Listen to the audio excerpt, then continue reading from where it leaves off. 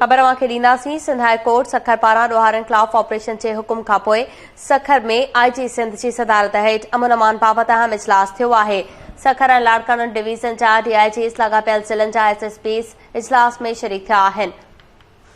इजलास में धाड़ेलनि ख़िलाफ़ ऑपरेशन में रेंजर्स फौज खां मदद वठण समेत जदीद हथियारनि जे पुलिस खे फ़रहामी मुतलिक़ गौर वीचार कयो वियो। इजलास में थियल फ़ैसिलनि जी रोशनी में आईजी सिंध सुभाणे अदालत में लिखत में रिपोर्ट पेश कंदो। अपडेट कयूं पिया। सिंध हाई कोर्ट सखर पारां ॾोहारनि ख़िलाफ़ ऑपरेशन जे हुकुम खां पोइ सखर में आईजी सिंध जी सदारत हेठि अमन अमान बाबति अहम इजलास थियो आहे। सिंध हाई कोर्ट सखर पारां ॾोहारनि ख़िलाफ़ ऑपरेशन जे हुकुम खां पोइ सखर में आईजी सिंध जी सदारत हेठि अमन अमान बाबति इजलास थियो आहे। तफ़सील मालूम कंदासीं। लाइन ते मौजूद आहे केटी न्यूज़ रिपोर्टर जान मोहम्मद महर। जी जान मोहम्मद, इजलास जे हवाले सां अपडेट कजो।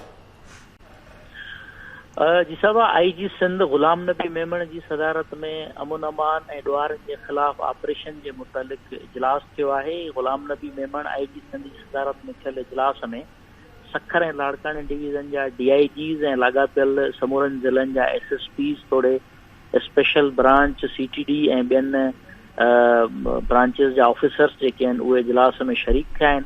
Sindh high court bench Sukkur अॼु हुकुम ॾिनो हुयो आईजी सिंध खे त ॾोहारनि जे ख़िलाफ़ भरपूर ऑपरेशन अमन अमान जी बहाली मुतलिक़ हिकमत अमली ठाहे प्लान ठाहे सुभाणे ताईं रिपोर्ट पेश कई वञे त तव्हां छा करणु चाहियो था, कीअं कंदव ऐं उनजे लाइ घुर्बल सहूलतूं हथियार या कहिड़ो कहिड़ो तव्हांखे मामलात जेके आहिनि उहे दरपेश आहिनि या खपनि, उनजे मुतालिक़ अॼु आईजी सिंध जी सदारत में अदालती हुकुम जी रोशनी में हिकिड़ो अहम इजलास थियो आहे जंहिंमें ॾोहारनि जे ख़िलाफ़ ऑपरेशन फौज ऐं रेंजर्स खां मदद वठण वारनि मामलनि ते बि गौर वीचार थियो आहे। ऐं गौर वीचार खां पोइ सुभाणे जेका Sindh high court bench Sukkur में ॿुधणी थींदी, आईजी सिंध जे तरफ़ां हिकमत अमली जे हवाले सां हिकु रिपोर्ट पेश कई वेंदी।